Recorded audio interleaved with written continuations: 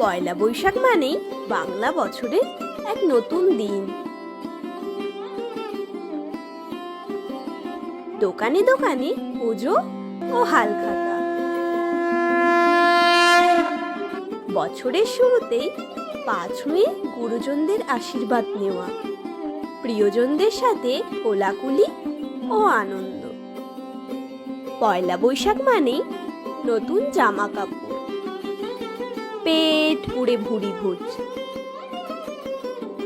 এবং পরিবার ও বন্ধু বান্ধবদের সাথে অনেক হই হুল্লোড়। পয়লা বৈশাখ মানেই কবিগুরু রবীন্দ্রনাথ ঠাকুরের নাটক, গান, আবৃত্তির আবহাওয়া। পয়লা বৈশাখ মানেই বাঙালির আবার নিজেকে খুঁজে পাওয়া। সকলকে জানাই শুভ নববর্ষের প্রীতি, শুভেচ্ছা ও অভিনন্দন।